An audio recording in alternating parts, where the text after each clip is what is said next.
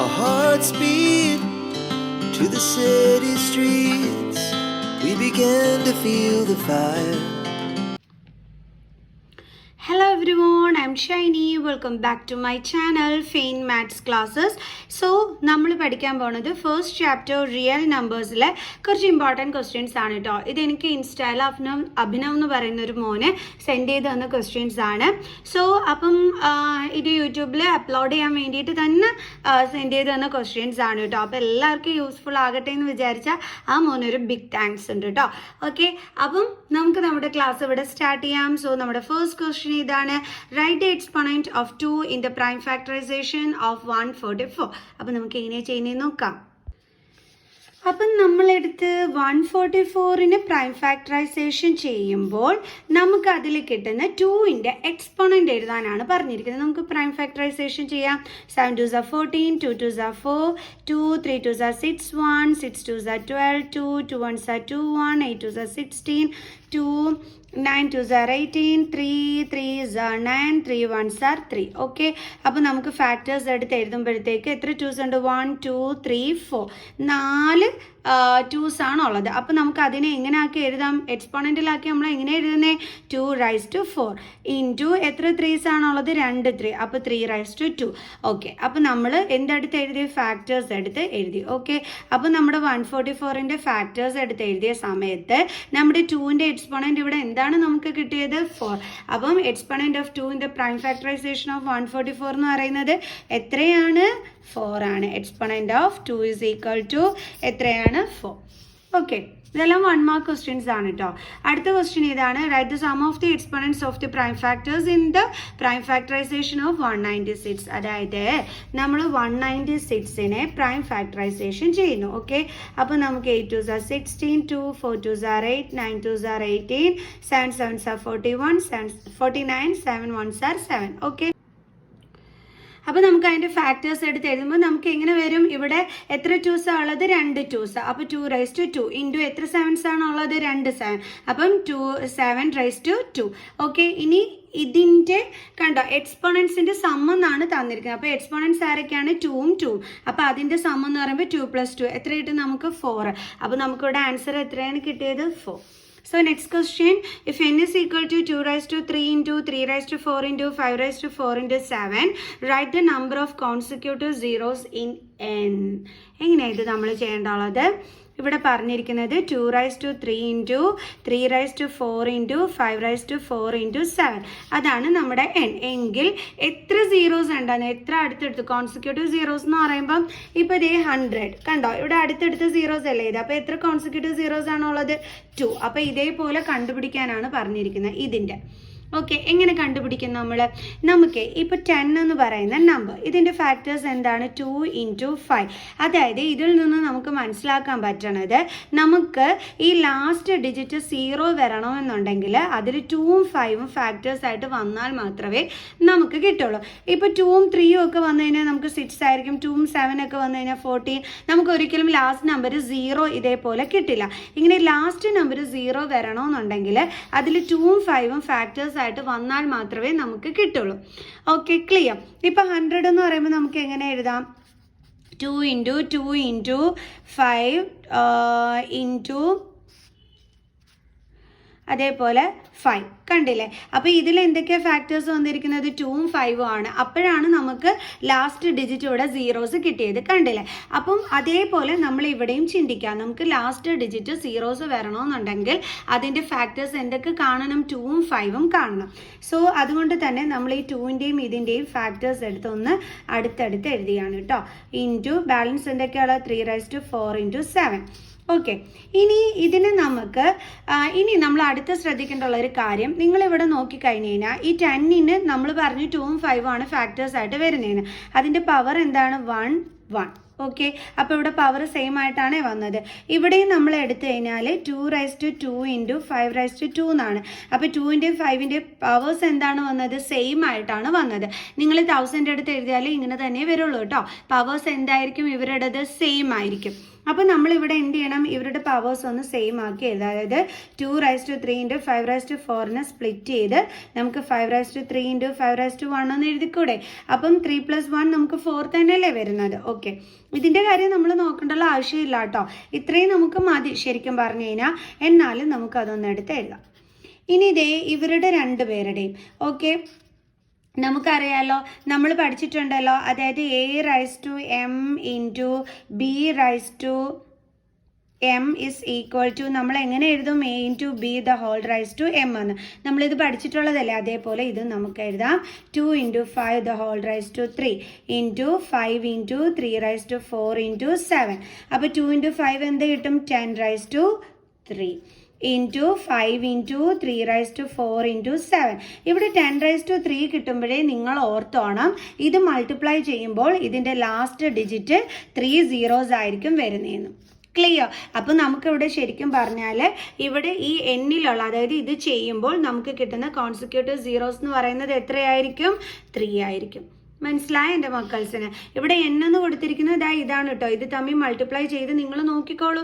തീർച്ചയായിട്ടും നിങ്ങൾക്ക് അതിൻ്റെ ലാസ്റ്റ് 3 zeros തന്നെയായിരിക്കും കിട്ടുന്നത്. ഇത് മൾട്ടിപ്ലൈ ചെയ്ത് നിങ്ങൾക്ക് ഡൗട്ട് ഉണ്ടെങ്കിൽ നിങ്ങൾ ചെയ്ത് നോക്കിയാൽ മതി കേട്ടോ. അതായത് നമ്മൾ ശരിക്കും പറഞ്ഞു കഴിഞ്ഞാൽ ഇവരെ ഒന്നും മൈൻഡ് ചെയ്യേണ്ടുള്ള കാര്യമില്ല. നമ്മുടെ ഇവിടെയുള്ള 2ഉം 5ഉം വരും എന്നുള്ളത് നമുക്കറിയാം. സോ അതിന് മാത്രം നമ്മൾ ശ്രദ്ധിച്ചാൽ മതി. എന്നിട്ട് ഇപ്പോൾ ഇവിടെ 2 raise to 3 into 5 raise to 4 അല്ലേ? നമ്മൾ പറഞ്ഞു 2ഉം 5ഉം വരും. അതേപോലെ തന്നെ അതിൻ്റെ പവേഴ്സ് എപ്പോഴും സെയിം ആയിരിക്കും എന്നുള്ളത്. മുകളിൽ എപ്പോഴും ഒരേ നമ്പർ തന്നെ വരുള്ളൂ. അപ്പോൾ നമ്മൾ അതേ രീതിയിൽ ഒന്ന് ആക്കിയിട്ട് ഒന്ന് കറക്റ്റ് ചെയ്ത് എഴുതുക. എന്നിട്ട് പിന്നെ ഇനി ഇവരെ മൈൻഡ് ചെയ്യേണ്ടുള്ള കാര്യമില്ല. ഇവരെ നോക്കിയാൽ മതി. അപ്പം 2 into 5 the whole raise to 3 എന്ന് വരും. അതായത് 10 raise to 3.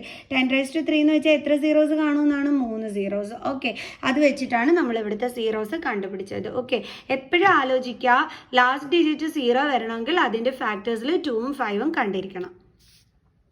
And next question, the LCM of two numbers is 1200. Which of the following cannot be then HCF? ഇതിൽ HCF ആയിട്ട് വരാത്ത നമ്പർ കണ്ടെത്താനാണ് പറഞ്ഞിരിക്കുന്നത്. രണ്ട് നമ്പേഴ്സിൻ്റെ LCM നമുക്ക് തന്നിട്ടുണ്ട്. അപ്പോൾ നമ്മൾ എങ്ങനെ കണ്ടുപിടിക്കുക ഇതിൽ HCF അല്ലാത്ത നമ്പർ ഏതാണെന്ന്? നിങ്ങൾ ഇതും പഠിച്ചു വെക്കേണ്ടുള്ള ഒരു കാര്യമാണ്. എപ്പോഴും ഓർക്കുക, നമ്മുടെ LCM എന്ന് പറയുന്നത് HCF കൊണ്ട് ഡിവൈഡ് ചെയ്യാൻ പറ്റുന്ന ഒരു നമ്പർ ആയിരിക്കും നമ്മുടെ LCM എന്ന് പറയുന്നത്. ഷുവർ ആയിട്ടും അങ്ങനെ മാത്രമേ വരത്തുള്ളൂ. ഓക്കെ, അപ്പം അതുകൊണ്ട് തന്നെ നമ്മളിവിടെ ഇപ്പം നമ്മൾ ശ്രദ്ധിക്കേണ്ടുള്ള ഒരു കാര്യം എന്താണെന്ന് വെച്ച് കഴിഞ്ഞാൽ നമ്മുടെ HCF LCMനെ ഡിവൈഡ് ചെയ്യുമെന്നുള്ളത് നമ്മൾ നോക്കുക. നമുക്ക് ഏത് നമ്പർ കൊണ്ടാണോ ഇതിനെ ഡിവൈഡ് ചെയ്യാൻ പറ്റാത്തത് ആ നമ്പർ ആയിരിക്കും നമ്മുടെ HCF അല്ലാത്ത നമ്പർ. കാരണം HCF ആണെങ്കിൽ ഷുവർ ആയിട്ടും ആ നമ്പർ കൊണ്ട് ഇതിനെ നമുക്ക് ഡിവൈഡ് ചെയ്യാൻ പറ്റും. ഓക്കെ, 600 കൊണ്ട് നമുക്ക് ഇതിനെ ഡിവൈഡ് ചെയ്യാൻ പറ്റുമല്ലോ, നമുക്ക് ആൻസർ കിട്ടും. 500 കൊണ്ട് നമുക്ക് ഇതിനെ ഡിവൈഡ് ചെയ്യാൻ പറ്റുമോ നോക്കാം. 1200 500 ഡിവൈഡ് ചെയ്യാൻ പറ്റുമോ? ഇല്ല. അപ്പോൾ തീർച്ചയായിട്ടും ഇത് തന്നെയാണ് എന്തെന്ന് പറയുന്നത് നമ്മുടെ HCF അല്ലാത്ത നമ്പർ.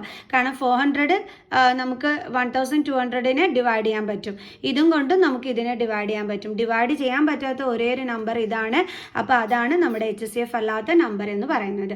എപ്പോഴും ഓർത്ത് വയ്ക്കുക, HCF എന്ന് പറയുന്ന നമ്പർ കൊണ്ട് നമുക്ക് LCMനെ ഡിവൈഡ് ചെയ്യാനായിട്ട് പറ്റും കേട്ടോ.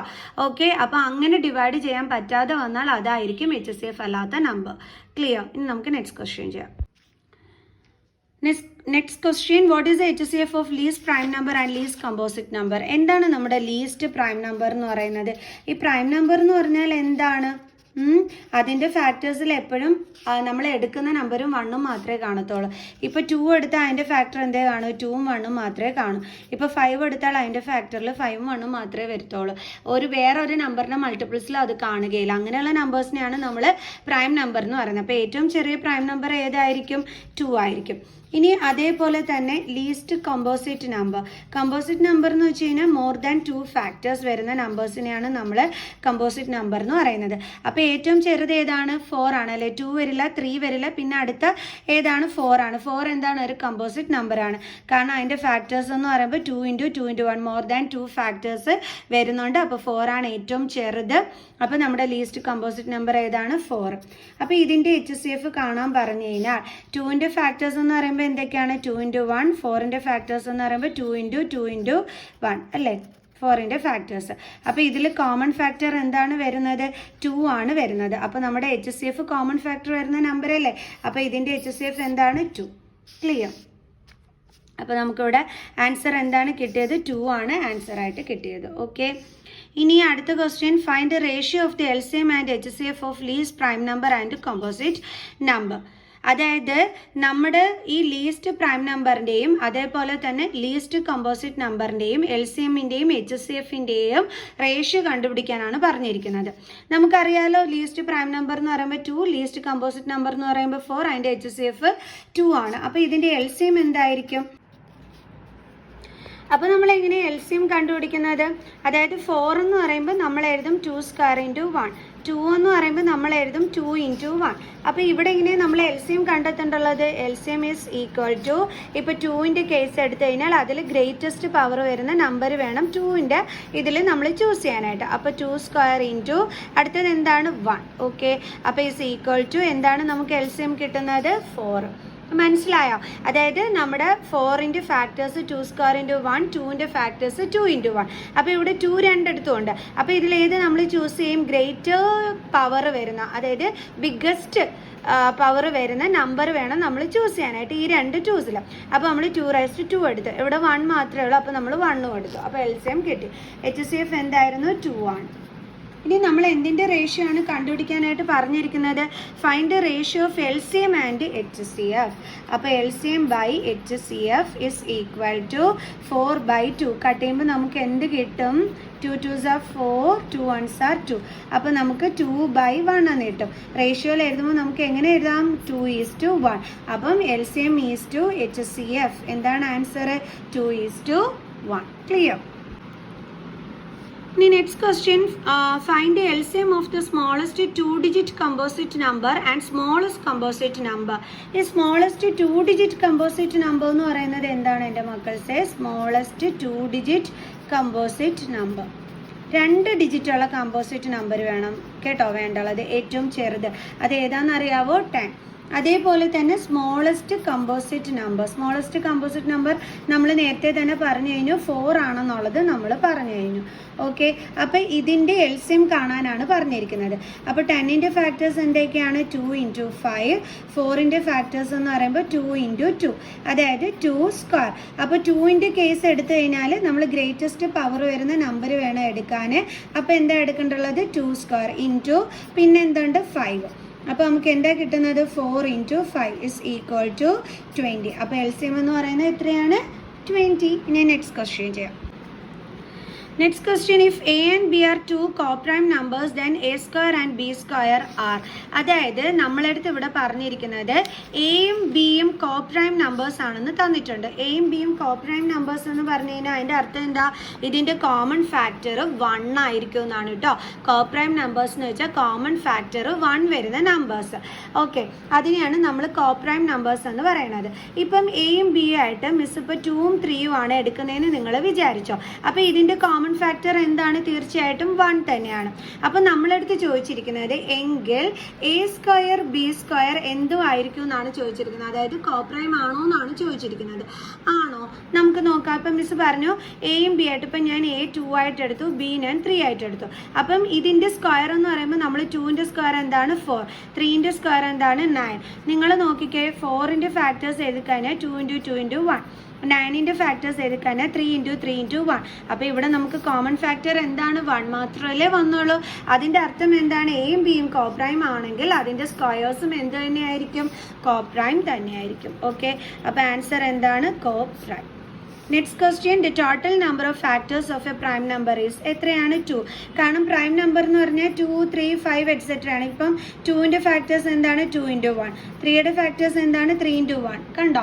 അപ്പം 2 നമ്പേഴ്സ് മാത്രമേ ഫാക്ടേഴ്സ് ആയിട്ട് വരുന്നുള്ളൂ. അങ്ങനെയുള്ളതിനെ നമ്മൾ പ്രൈം നമ്പർ എന്ന് വിളിക്കുന്നത്. അതായത് 1ഉം നമ്മൾ ഏത് നമ്പറാണോ എടുക്കുന്നത് ആ നമ്പർ മാത്രമേ വരുള്ളൂ, വേറെ നമ്പേഴ്സ് ഒന്നും വരില്ല. അപ്പോൾ അങ്ങനെയുള്ളതാണ് പ്രൈം നമ്പർ. അപ്പോൾ അതിൻ്റെ ഫാക്ടേഴ്സ് എന്ന് പറയുമ്പോൾ 2 വരുള്ളൂ. അടുത്ത് കണ്ടുപിടിക്കാൻ പറഞ്ഞിരിക്കുന്നത് what is the greatest possible speed at which a girl can walk 95 metre and 171 metre in an exact number of minutes.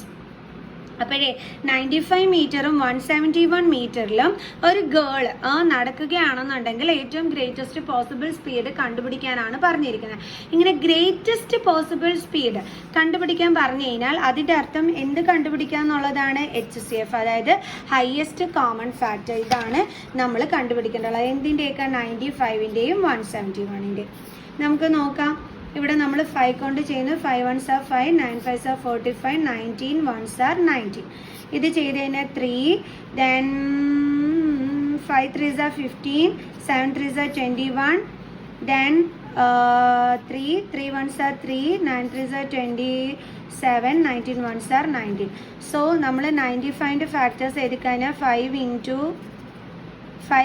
19, 171-ൻ്റെ ഫാക്ടേഴ്സ് എഴുതിക്കഴിഞ്ഞാൽ 3 സ്ക്വയർ ഇൻറ്റു 19. സോ അപ്പോൾ ഇതിൻ്റെ HCF എന്ന് പറയുന്നത് എന്താണ്, 19 അല്ലേ? അപ്പോൾ ഗ്രേറ്റസ്റ്റ് പോസിബിൾ സ്പീഡ് എന്ന് പറയുന്നത് എന്താണ്, 19 ആണ് അല്ലേ? ഓക്കെ, അപ്പോൾ 19 ആണ് നമ്മുടെ ആൻസർ ആയിട്ട് വരുന്നത്. ക്ലിയർ? അപ്പോൾ എല്ലാവർക്കും മനസ്സിലായോ? സോ അപ്പോൾ ഈ ഒരു 10 ക്വസ്റ്റ്യൻസും നിങ്ങൾക്ക് മനസ്സിലായി കാണുമെന്ന് വിചാരിക്കുന്നു. ഇതിൻ്റെ ബാലൻസ് ക്വസ്റ്റ്യൻസും മിസ് അടുത്ത വീഡിയോയിൽ അപ്ലോഡ് ചെയ്യാം കേട്ടോ. സോ നെക്സ്റ്റ് വീഡിയോ ആയിട്ട് കാണുന്നത് വരെ ബൈ സ്റ്റുഡൻസ്.